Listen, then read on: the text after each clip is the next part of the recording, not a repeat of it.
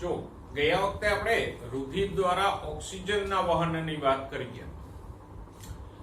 હવે ઓક્સિજનના વહનને જરા વિસ્તારથી જોઈ લે. એટલે ઓક્સિજન અને કાર્બન ડાયોક્સાઇડ બંનેના વહન વિશે તમને થોડી સમજ આવે.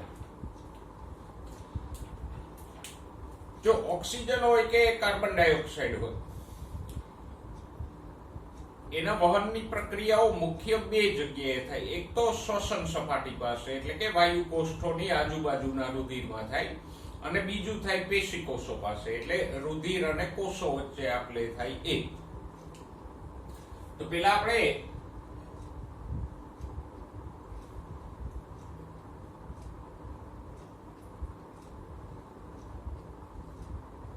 શ્વસન સપાટી આ તરફ લખીએ, આ તરફ લખશું પેશી કોષો પાસે.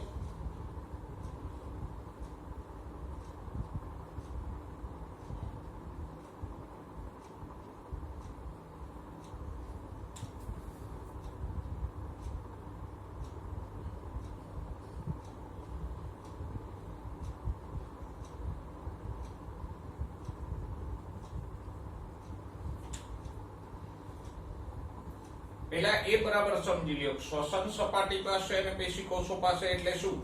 તો કે શ્વસન સપાટી એટલે વાયુ કોષ્ઠની આજુબાજુએ જે રુધિર કેશિકાઓ હોય એના રુધિરમાં થતી પ્રક્રિયા એટલે શ્વસન સપાટી પાસેની પ્રક્રિયા. આપણી પ્રાથમિક શ્વસન સપાટી એટલે વાયુ કોષ્ઠો છે, અને પેશી કોષો પાસે થતી પ્રક્રિયા એટલે રુધિર અને શરીરના કોષો વચ્ચે થતી આપલે, અથવા તો કોષો પાસેના રુધિરમાં થતી આપલેની પ્રક્રિયા.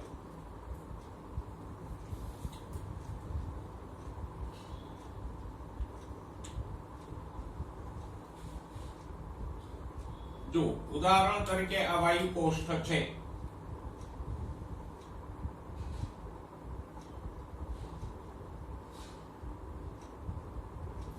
તો એમાંથી O2 પ્રસરી અને આસપાસના રુધિરમાં આવશે.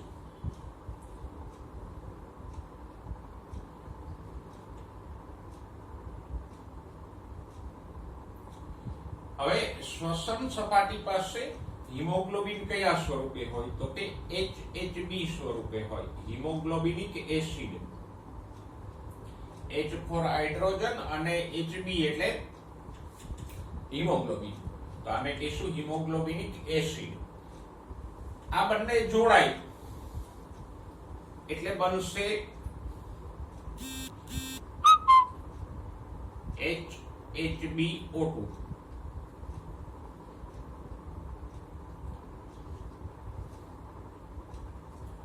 એને કહીશું ઓક્સી હિમોગ્લોબિનિક એસિડ.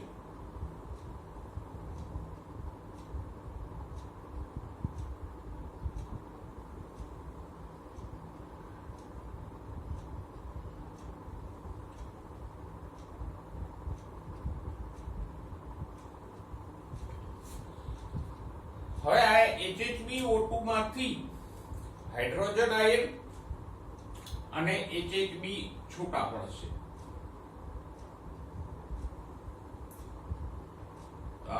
HHbO2 એટલે ઓક્સી હિમોગ્લોબિન અને H+ છૂટા પડે. સામે પક્ષે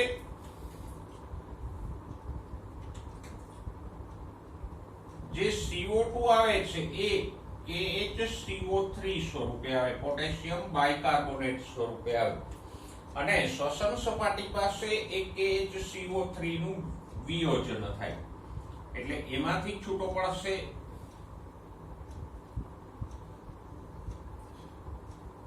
K+ અને બાયકાર્બોનેટ આયન એટલે કે HCO3-. હવે આ K+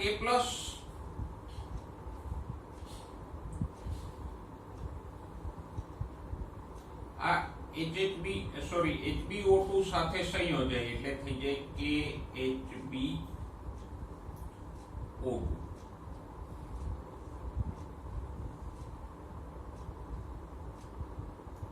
પોટેશિયમ ઓક્સી હિમોગ્લોબિન.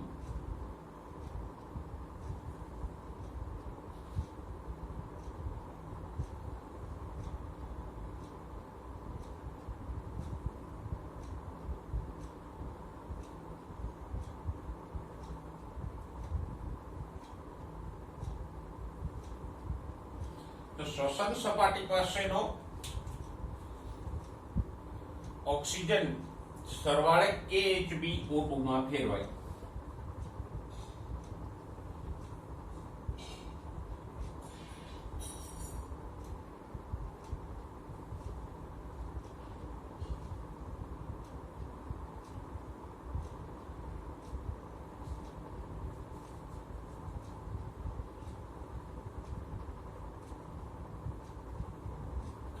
આ HCO3 માઈનસ નું શું થાય? તો કે આ હાઇડ્રોજન આયન સાથે સંયોજાય.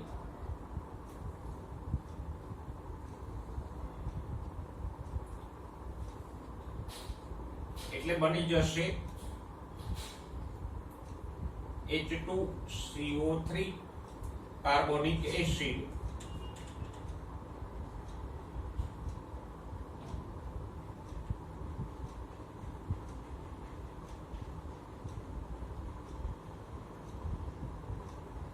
કારણ કે આ KHCO3 માં CO2 છે ને, આની અંદર CO2 છે, તો એ છેલ્લે કાર્બોનિક એસિડ માં ફેરવાઈ જશે અને પછી કાર્બોનિક એસિડ શેમાં ફેરવાઈ જશે? તો કે કાર્બોનિક એસિડ તો સિમ્પલી CO2 અને પાણીમાં ફેરવાઈ જશે.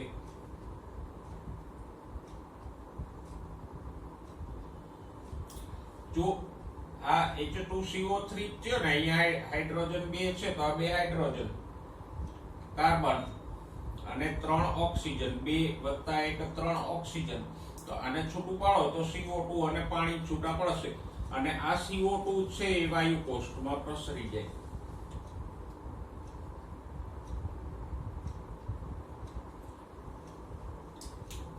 હવે પેશી કોષો પાસે જઈએ તો આ HbO2 સ્વરૂપે જે વહન થયું છે એ HbO2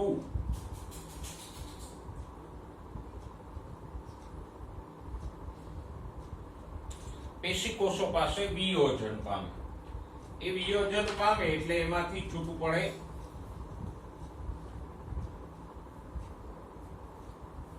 K પ્લસ Hb અને O2.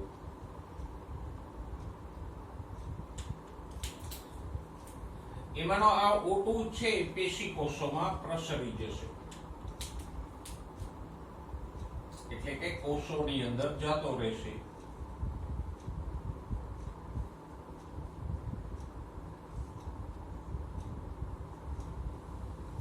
તો આ O2 નું વહન પૂરું થયું.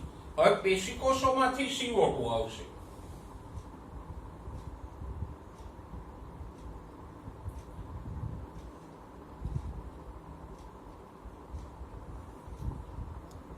અને આ CO2 પાણી સાથે સંયોજે એટલે એમાંથી બને કાર્બોનિક એસિડ. જે પ્રક્રિયા અહીંયા થતી હતી એની પ્રતિવર્તી પ્રક્રિયા. અહીંયા કાર્બોનિક એસિડ માંથી પાણી અને CO2 છૂટા પડતા હતા. પેશી કોષો પાસે CO2 અને પાણી સંયોજાય અને કાર્બોનિક એસિડ બનાવે H2CO3. પછી આ H2CO3 નું વિયોજન થાય.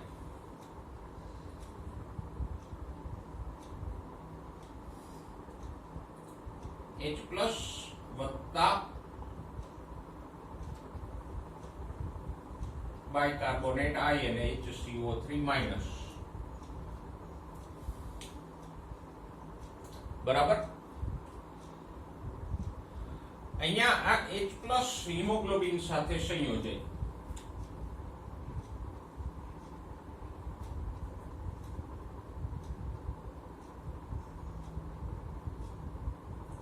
એટલે બની જાય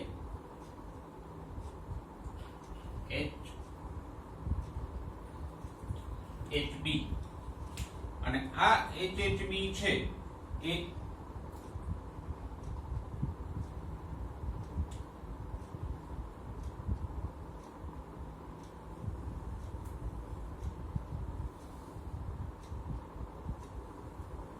શ્વસન સપાટી સુધી રુધિર દ્વારા વહન પામીને જશે રક્તકણોમાં. બાકી બીજા આ બાયકાર્બોનેટ અને K+ તો એને હું નીચે લઈ લઉં. બાયકાર્બોનેટ ને આપણે આ તરફ લખીએ. ચલો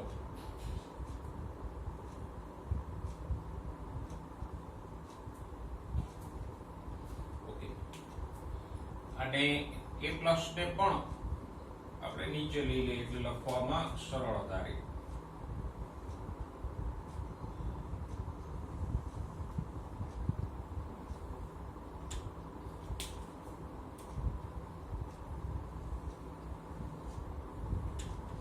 હવે આ K+ અને HCO3- સંયોજાઈ જાય તો શું બની જાય?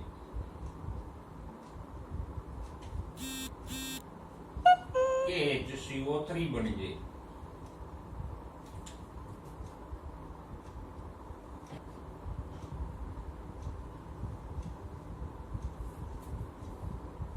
અને એક KHCO3 શ્વસન સપાટી સુધી વહન પામીને આવે.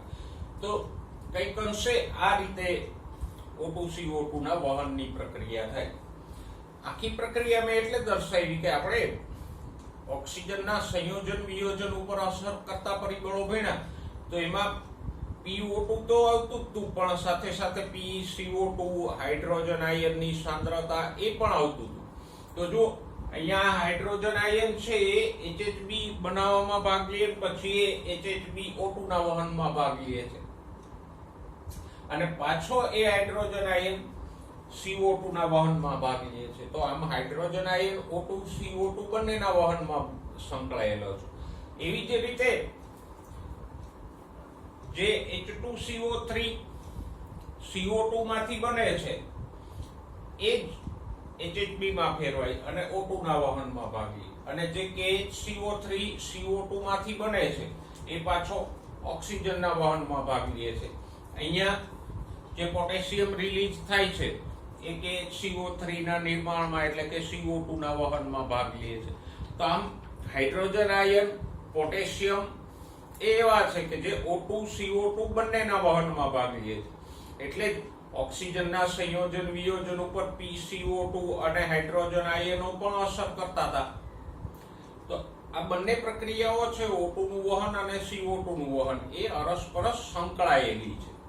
એટલે જ બંનેમાં એકબીજા અસર કરે કે O2 ના સંયોજન કે વિયોજનમાં PCO2 પણ અસર કરતું હતું. નહીતર O2 ના વહનને કે O2 ના સંયોજન વિયોજનને CO2 ના દબાણ સાથે શું લેવા દેવા? પણ બે પ્રક્રિયા સંકળાયેલી છે એટલે ઓક્સિજનના વહન ઉપર PCO2 અસર કરશે, એવી જ રીતે CO2 ના વહન ઉપર PO2 અસર કરશે, અને હાઇડ્રોજન આયનની સાંદ્રતા પણ ઓક્સિજનના સંયોજન વિયોજનને અસર કરતી હતી.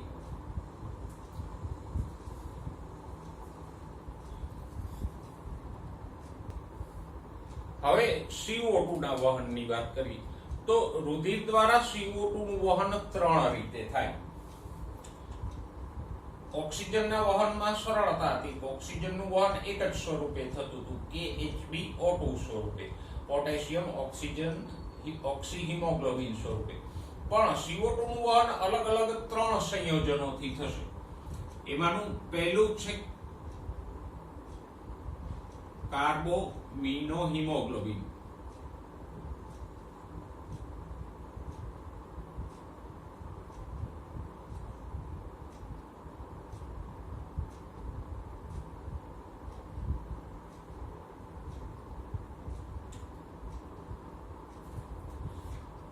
થી 25% જેટલા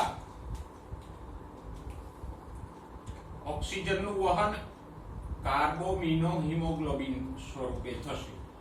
અને અહીંયા હિમોગ્લોબિન એવો શબ્દ આવ્યો એટલે સ્વાભાવિક છે કે આ વહન કોના દ્વારા થશે? રક્તકણો દ્વારા. કારણ કે હિમોગ્લોબિન ક્યાં હોય? રક્તકણમાં જ હોય ને.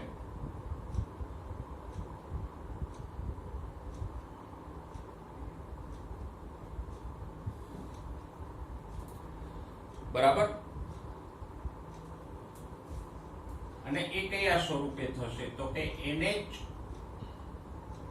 Amino HB COOH.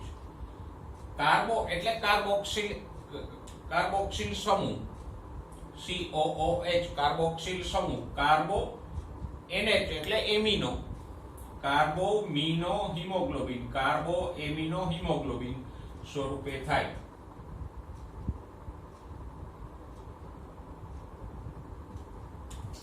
વીસ થી 25% જેટલા CO2 નું વહન.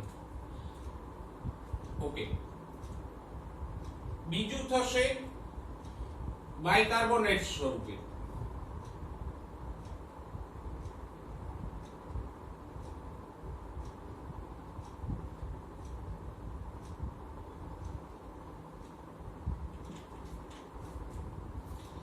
સૌથી વધારે પ્રમાણમાં વહન થતું હોય તો બાયકાર્બોનેટ સ્વરૂપે, લગભગ 70% CO2 નું વહન બાયકાર્બોનેટ સ્વરૂપે થાય. અને બાયકાર્બોનેટ્સ બંનેમાં બનશે, રુધિર રસમાં પણ બનશે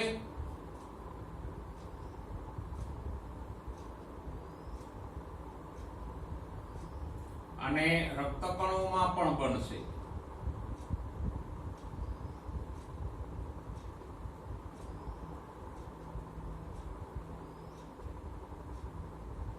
અને પાછા બાયકાર્બોનેટ બે બનશે. એક તો આપણે અહીંયા જોયું કે KHCO3 બને, પોટેશિયમ બાયકાર્બોનેટ રક્તકણની અંદર, અને એ સ્વરૂપે વહન થાય. જ્યારે બીજો બનશે સોડિયમ બાયકાર્બોનેટ NaHCO3.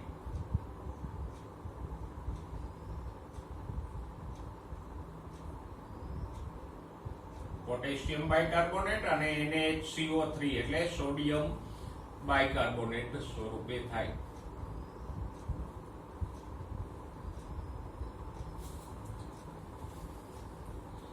અને ત્રીજા પ્રકારે CO2 નું વહન થશે કાર્બોનિક એસિડ સ્વરૂપે અથવા દ્રાવ્ય સ્વરૂપે.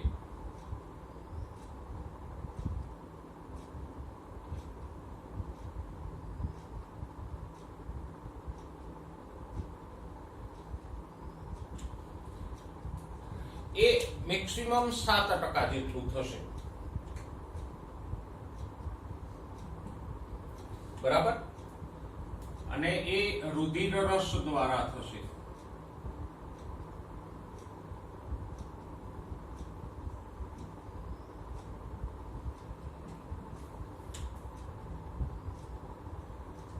કાર્બોનિક એસિડ એટલે H2CO3 સ્વરૂપે થશે. એ તો આ જે H2CO3 અહીંયા બન્યો છે કાર્બોનિક એસિડ, એ હવે જુઓ CO2 રુધિર રસમાં આવે કે રક્તકણની અંદર આવે, પહેલા તો બધો જ CO2 છે પાણી સાથે સંયોજાય અને H2CO3 બનાવે. અને આ એક પ્રતિવર્તી પ્રક્રિયા છે. પહેલા H2CO3 પેશીકોષો પાસે બનશે, પછી શ્વસન સપાટી પાસે એ જ H2CO3 નું વિયોજન થશે. હમણાં આપણે લખી ગયા એમ જ H2CO3 માંથી CO2 અને પાણી છૂટા પડશે. એટલે જો પ્રતિવર્તી પ્રક્રિયા થઈ, પહેલા CO2 અને પાણી સંયોજાય અને H2CO3 બન્યો, પછી એ રુધિર દ્વારા વહન પામી શ્વસન સપાટી પાસે, એમાંથી પાછો CO2 અને પાણી જુદા પડ્યા. તો પ્રક્રિયા પ્રતિવર્તી સ્વરૂપે થઈને CO2 પ્લસ H2 એમાંથી H2CO3 બન્યો, H2CO3 માંથી પાછા CO2 પ્લસ H2O છૂટા પડ્યા. તો આને શું કહેવાય? પ્રતિવર્તી પ્રક્રિયા. પ્રક્રિયકોમાંથી નિપજ બને, નિપજ પાછી પ્રક્રિયકોમાં ફેરવાય. તો આ પ્રક્રિયા પ્રતિવર્તી છે. હવે એક વસ્તુનું ધ્યાન રાખજો કે પેશીકોષોમાંથી જે કંઈ CO2 આવે એ સૌથી પહેલા H2CO3 માં ફેરવાય, પછીનો એમાંનો 7% જેટલો H2CO3 છે એ એમને વહન પામી જાય.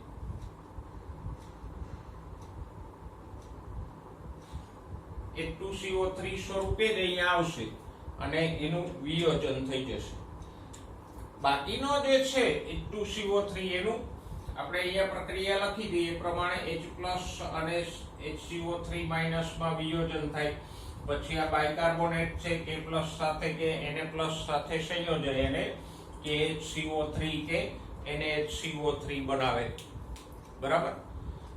એટલે 7% જેટલો કાર્બોનિક એસિડ છે H2CO3 એ એમને વહન પામી જશે. બાકીનો H+ અને બાયકાર્બોનેટ આયનમાં વિયોજન પામશે અને પછી આ બાયકાર્બોનેટ આયનનું પોટેશિયમ બાયકાર્બોનેટ કે સોડિયમ બાયકાર્બોનેટમાં રૂપાંતરણ થશે.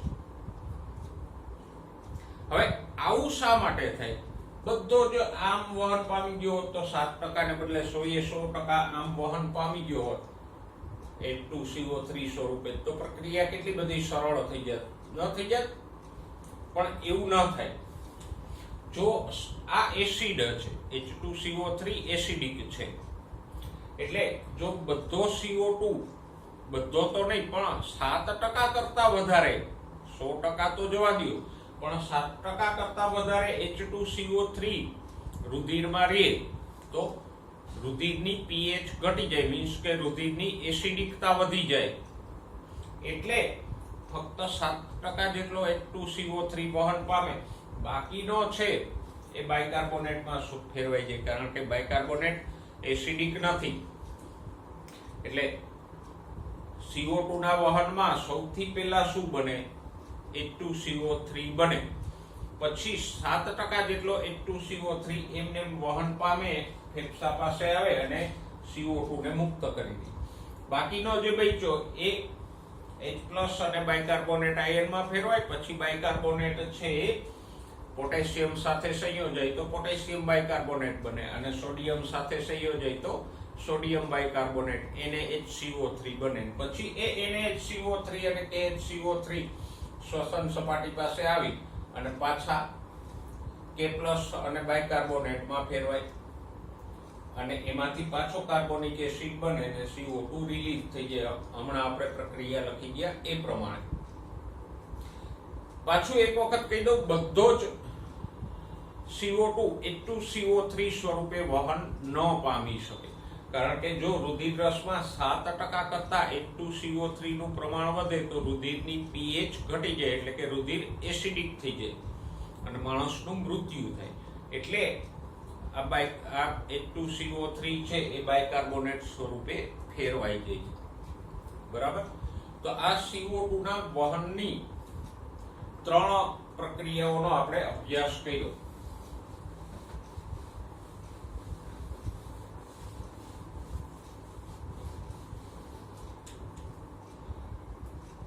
હવે એ જોઈએ કે આ જે કાર્બોમિનો હિમોગ્લોબિન છે તો એમાં હિમોગ્લોબિન એ ભાગીએ છે. જો છે અહીંયા આ CO2 તો છે જ, COO એટલે CO2 તો છે જ, એ હિમોગ્લોબિન સાથે સંયોજે. તો અહીંયા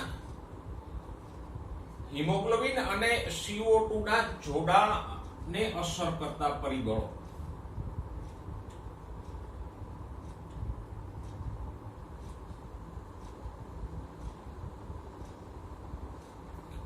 જોડાણ એટલે સંયોજન.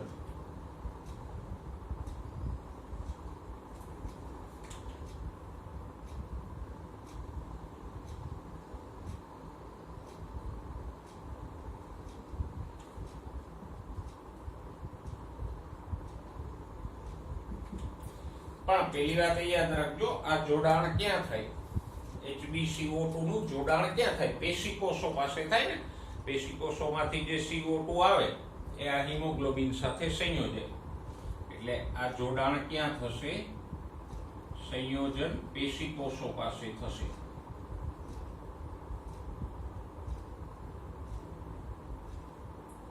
રક્તકણની અંદર.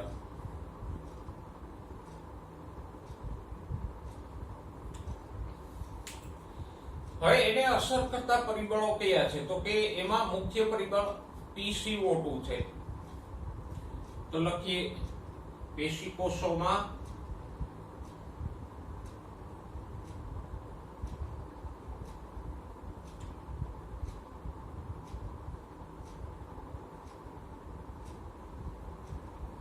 ઊંચું PCO2 કોષની અંદર PCO2 એટલે CO2 નું આંશિક દબાણ વધુ હોય તો CO2 ઝડપથી પ્રસરણ પામીને રુધિરમાં આવશે ને હિમોગ્લોબિન સાથે સંયોજાશે.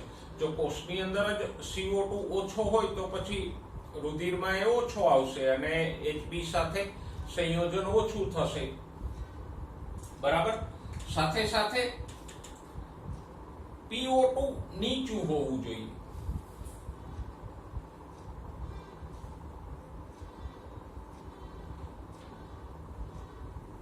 મુખ્ય પરિબળ આ છે ઊંચું PCO2, પણ સાથે સાથે PO2 પણ અસર કરે. કારણ તો કે કોષની અંદર જેટલો ઓક્સિજન ઓછો, દાખલા તરીકે જો આ કોષ છે પેશીકોષ, તો પેશીકોષ પાસેના રુધિરમાં ઓક્સિજન કયા સ્વરૂપે હોય? HbO2 સ્વરૂપે હોય.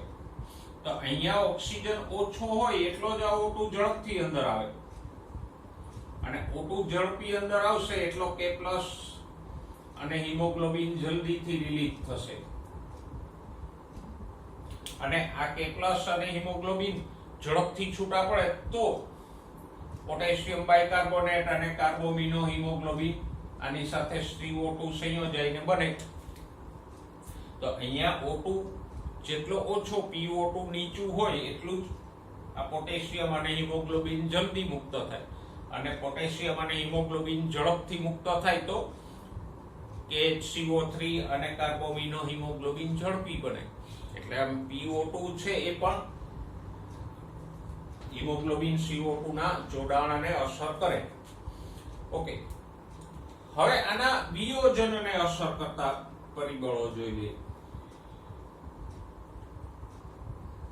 Hb અને CO2 ના વિયોજનને અસર કરતા પરિબળો. વિયોજન એટલે છૂટું પડવું.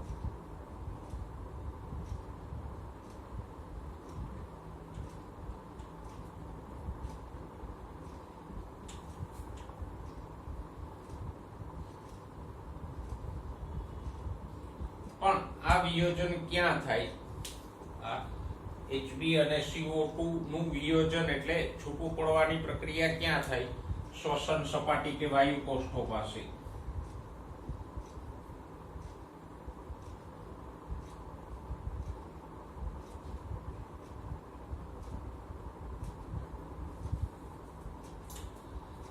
અને એને કોણ અસર કરે?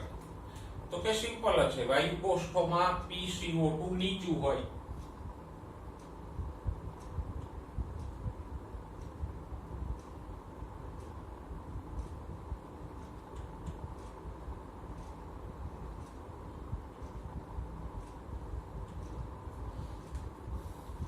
કેવી રીતે અસર કરે?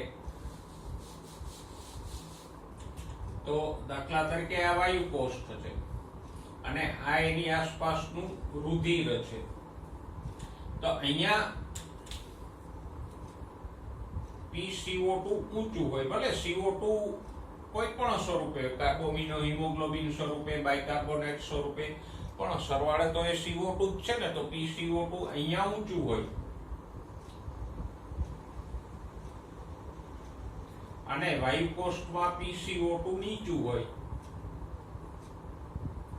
તો વધુ સાંદ્રતાથી CO2 ઓછી સાંદ્રતા તરફ જશે. એટલે કે CO2 હિમોગ્લોબિન થી છૂટો પડી અને વાયુ કોષ્ઠમાં પ્રસરશે.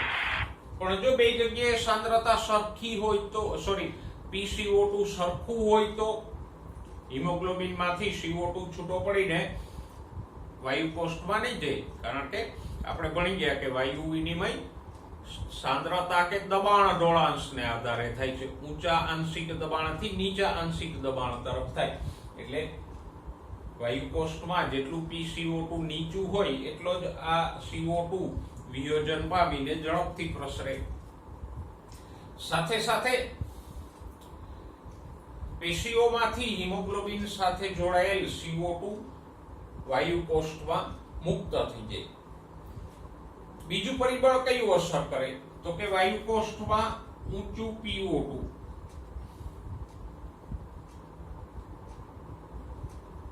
હવે PO2 અહીંયા કેવી રીતે અસર કરે? તો કે ઓક્સિજન આને હવે કાઢી નાખી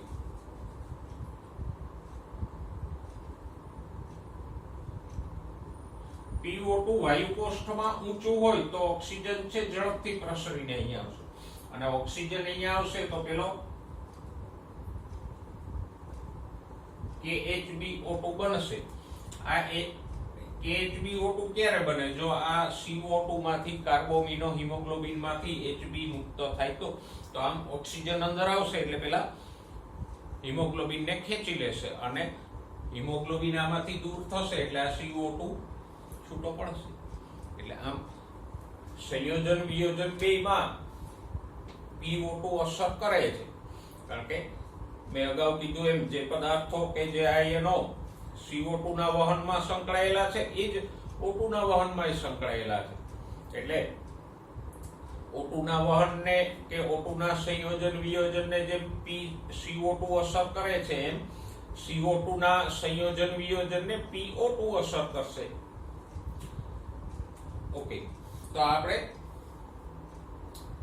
કાર્બોમિનો હિમોગ્લોબિન ની વાત કરી કે એમાં HbCO2 નું સંયોજન અને HbCO2 ના વિયોજનને કયા કયા પરિબળો અસર કરે. અહીંયા બે જ પરિબળો છે, ચાર પરિબળો નથી. PO2 ને PCO2 બે જ અસર કરે છે, સંયોજન અને વિયોજન બંનેને.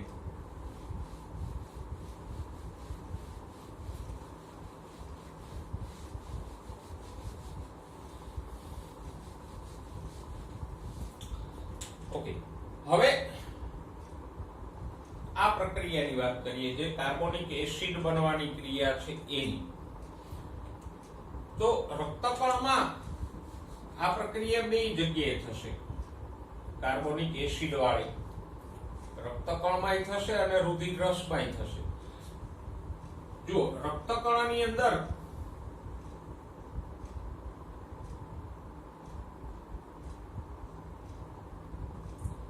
જે CO2 આવે એ પાણી સાથે સંયોજાય અને એમાંથી બનશે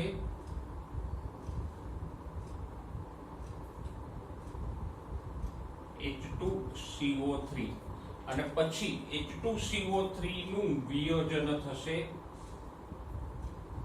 H+ વત્તા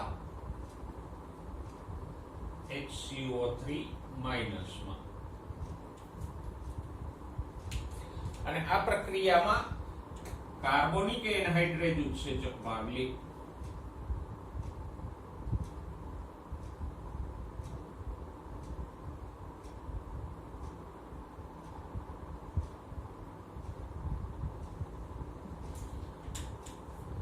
રક્તકણની અંદર આ કાર્બોનિક એનહાઇડ્રેટ ઉત્સેચક હોય જે આ ક્રિયામાં ભાગ લે.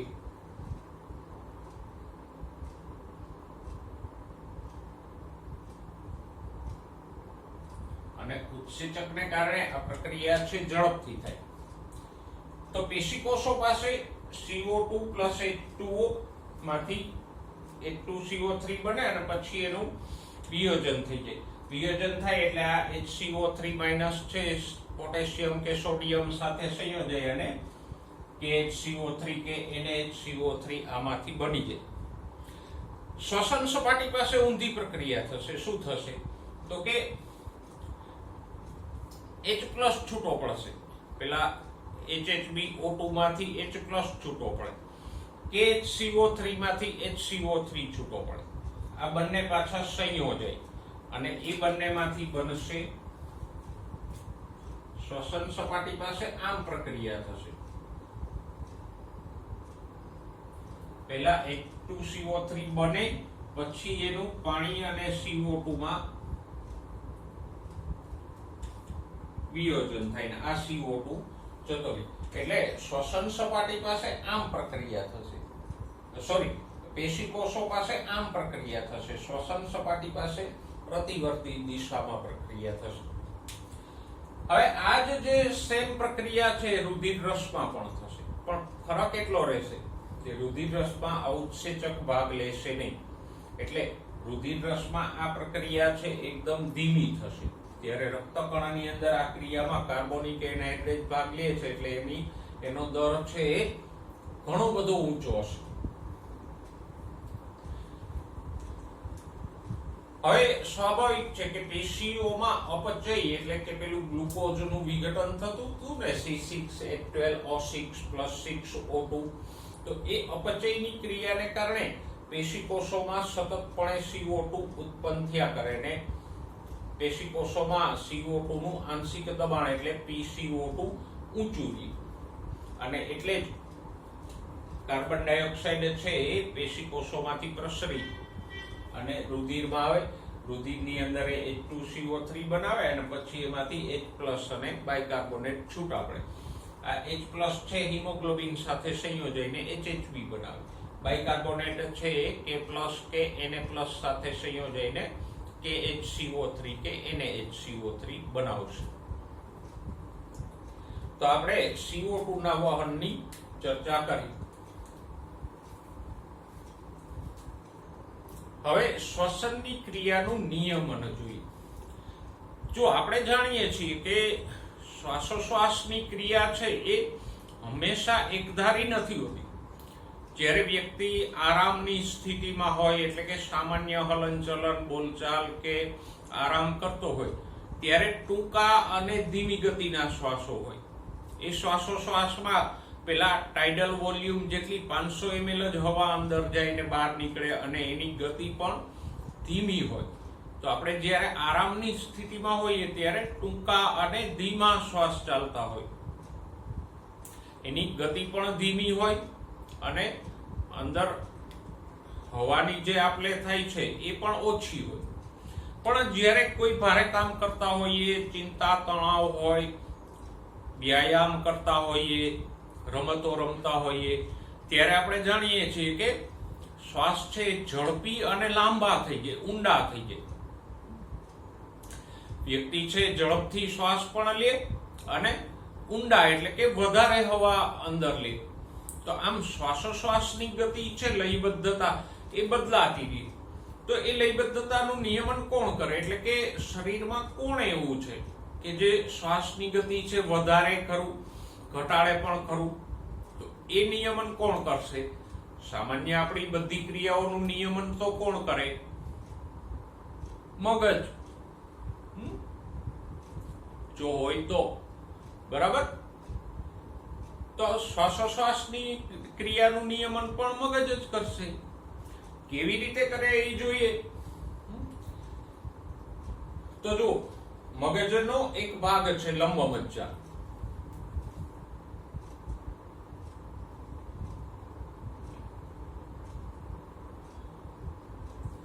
મગજનો એક ભાગ છે લંબમજ્જા, જે અહીંયા કરોડરજ્જુની ઉપર આવેલો હોય અને લંબમજ્જામાં એક શ્વસન લયબદ્ધતા કેન્દ્ર હોય.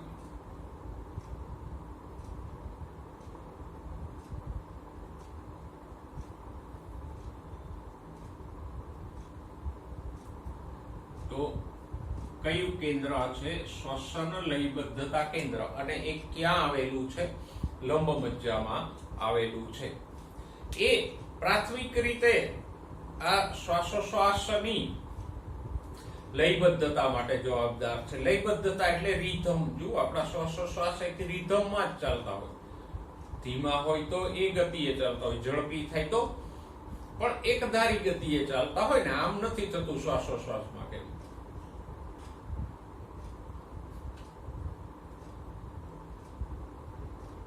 એવી ગતિ નથી હોતી. એક જે લયબદ્ધતા રીધમ છે એ કોણ જાળવે? આ શ્વસન લયબદ્ધતા કેન્દ્ર. અને બીજું એક કેન્દ્ર હોય. કયું? તો કે મગજનો જે હિસ્સો છે પોન્સ, એ પોન્સમાં આવેલું શ્વાસ અનુચલન કેન્દ્ર.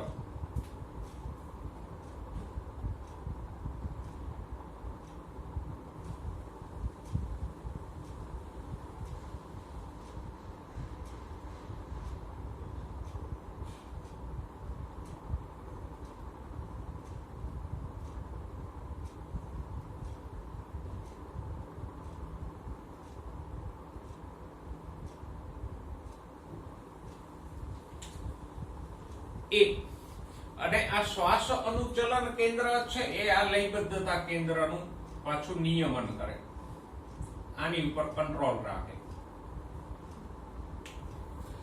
ત્રીજો એક વિસ્તાર હોય પોન્સમાં જ આવેલો, એ કયો છે? રસાયણ સંવેદી વિસ્તાર.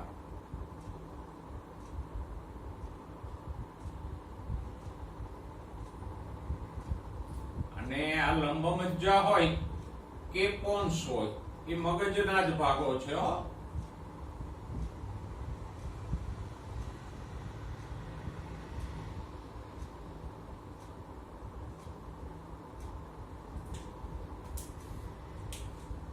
તો અહીંયા મગજના 3 ભાગ ભજવે છે. કયા?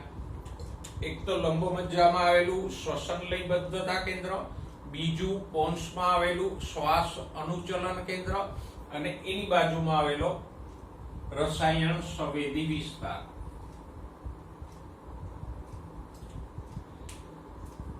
ઓકે, જો હવે આ રસાયણ સંવેદી વિસ્તાર શું કરે?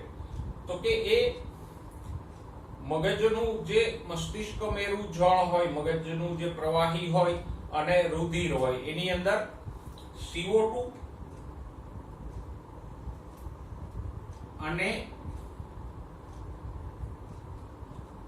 હાઇડ્રોજન આયનની સાંદ્રતા પારખે.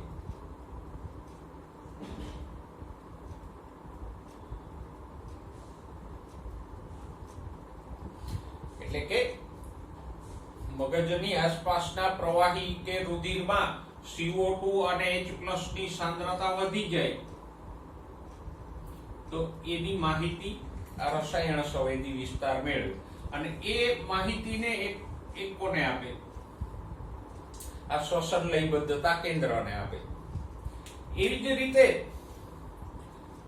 બીજા પણ કોષો હોય. કયા? તો કે એ છે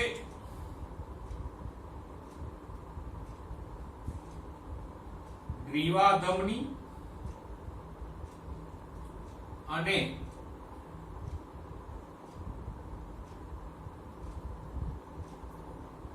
મહાધમની કમાન. ગ્રીવાધમની છે હૃદયમાંથી ઉત્પન્ન થતી, આમ ગ્રીવા એટલે ગરદન તરફ જતી ધમની છે, અને મહાધમની જે હૃદયમાંથી સૌથી મોટી ધમની ઉત્પન્ન થાય એ. તો આ બંને ધમનીઓમાં CO2 અને H+ ની સાંદ્રતા પારખતા કોષો હોય કે રચના હોય. બરાબર? તો આ ગ્રીવાધમની અને મહાધમનીમાં પણ CO2 અને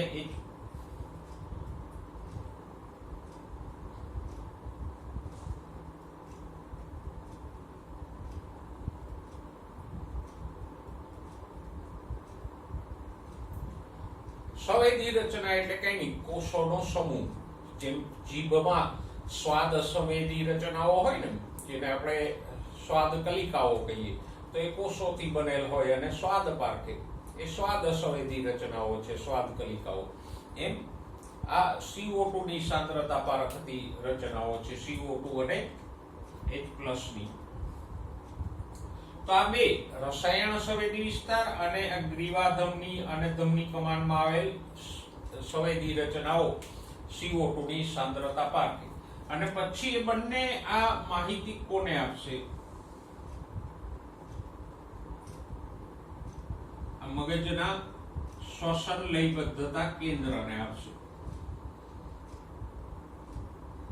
હવે જો આ બંને દ્વારા કે બેમાંથી કોઈ એક દ્વારા શ્વસન લયબદ્ધતા કેન્દ્રને એવી માહિતી મળે કે રુધિરમાં CO2 અને H+ ની સાંદ્રતા વધી ગઈ છે, તો એ શ્વાસોશ્વાસ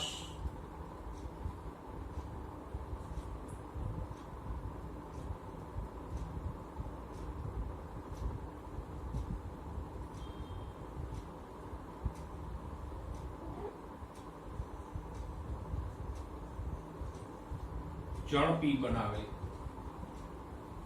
અને પાછી CO2 અને H+ ની સાંદ્રતા નોર્મલ થઈ જાય તો શ્વાસોશ્વાસને એ સામાન્ય કરી દે.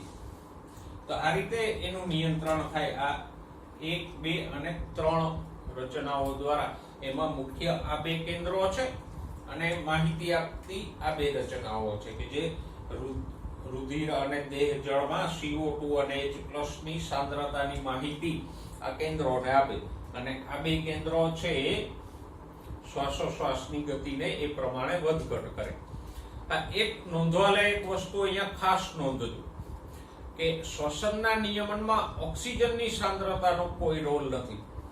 શરીરમાં ઓક્સિજન ઘટશે તો શ્વાસોશ્વાસ ઝડપી નહીં બને. શરીરમાં CO2 વધશે કે H+ વધશે તો શ્વાસોશ્વાસ ઝડપી બનશે. કોઈ કારણસર શરીરમાં CO2 ની સાંદ્રતા નથી વધતી પણ ઓક્સિજન ઘટી જાય છે તો શ્વાસોશ્વાસની ગતિમાં ફેરફાર નહીં થાય, કારણ કે ઓક્સિજનની સાંદ્રતા પારખતી કોઈ રચનાઓ છે જ નહીં. એટલે શ્વસનના નિયમનમાં ઓક્સિજનની કોઈ ભૂમિકા નથી. CO2 અને H+ ની સાંદ્રતાના આધારે જ શ્વસન ક્રિયાનું નિયમન થશે. હવે જોઈએ શ્વસન તંત્રની અનિયમિતતાઓ. એટલે કે શ્વસન તંત્ર સંબંધિત અમુક રોગો, જેમ પાચન તંત્ર વાળા ચેપ્ટરમાં આપણે પાચન તંત્રની અનિયમિતતાઓ જોઈતી, એમ અહીંયા પણ શ્વસન તંત્રની અનિયમિતતાઓ જોઈએ. એમાં સૌથી પહેલો છે દમ અથવા અસ્થમા. પહેલી અનિયમિતતા કઈ છે? દમ એટલે કે અસ્થમા.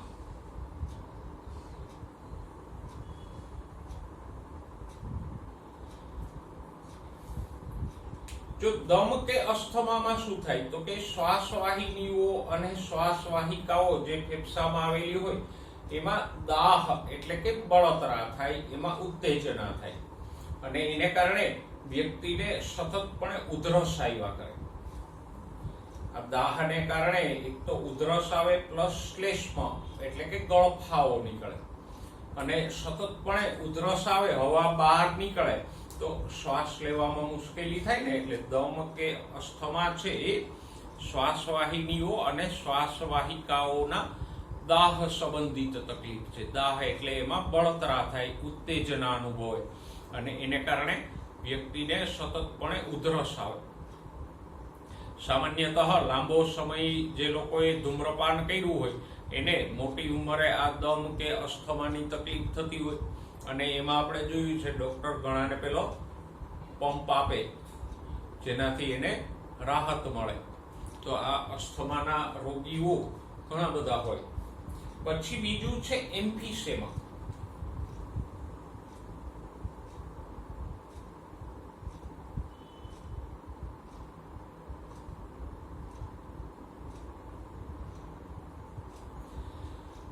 હવે એમ્ફીસેમા છે ક્રોનિક ડિઝીઝ છે.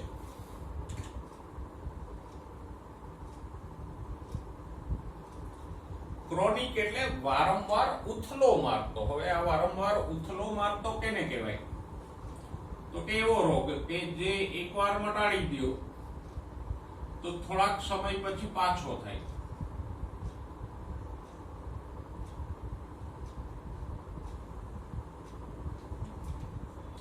મટાડો, દવા બંધ કરો, થોડાક સમયમાં પાછો થાય.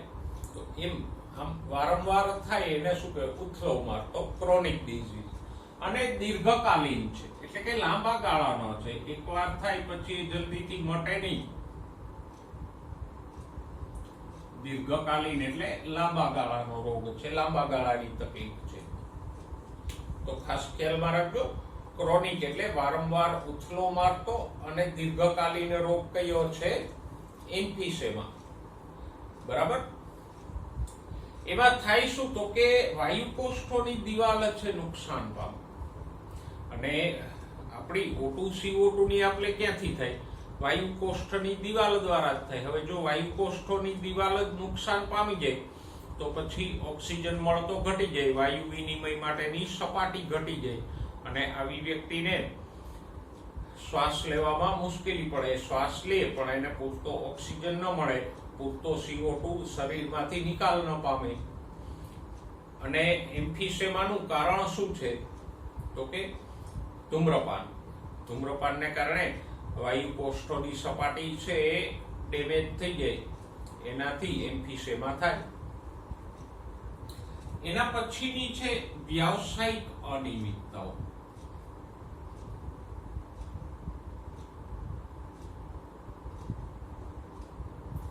એટલે કે ધંધા સંબંધિત રોગો.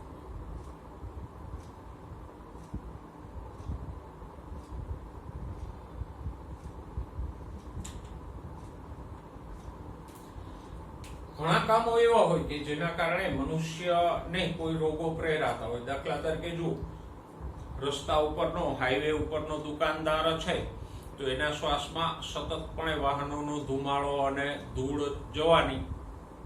એવી જ રીતે અમુક ક્ષેત્રો એવા છે કે જ્યાં કામ કરનારા લોકોમાં સતતપણે ધૂળના રજકણો જતા હોય, જેમ કે પથ્થરની ખાણો કે જ્યાં પથ્થરો કાપવામાં અને ખોદવામાં આવતા હોય, પછી સિમેન્ટ ફેક્ટરીઓ, માર્બલની ફેક્ટરીઓ, એ બધા ઉદ્યોગો છે કે જ્યાં પથ્થર સંબંધિત કામો થાય છે. એમાંથી સતતપણે રજકણો ઉડતા રહે. કોઈ સિમેન્ટ ફેક્ટરી તમારી આજુબાજુમાં હોય કે પથ્થરની ખાણો હોય તો તમે જોઈ શકશો કે એમાંથી હવામાં સતત રજકણો ભળતા રહે, અને આવા રજકણો આવા ઉદ્યોગોમાં કામ કરનારા લોકોના ફેફસામાં જાય અને એને કારણે ફેફસામાં રેસામય પેશીઓનો ભરાવો થાય. એને કહેવાય ફાઇબ્રોસિસ.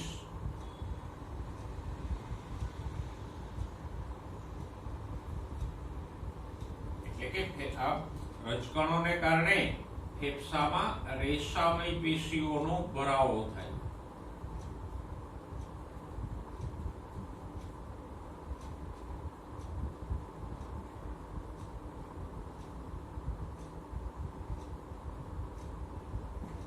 તો આ ફાઇબ્રોસિસ છે એ વ્યવસાય સંબંધિત અનિયમિતતા છે કે જે વ્યક્તિ એવો વ્યવસાય કરે છે એને કારણે એને આ રોગ થઈ શકે. બરાબર. પછી જુઓ પેલી ફ્લોર મિલ એટલે દળવાની ઘંટી હોય કે એવા બધા હોય. પછી પેલા જૂના કોલસા વાળા રેલવે એન્જિનમાં કામ કરનારા લોકો હોય તો એના શ્વાસમાં લોટના કણો કે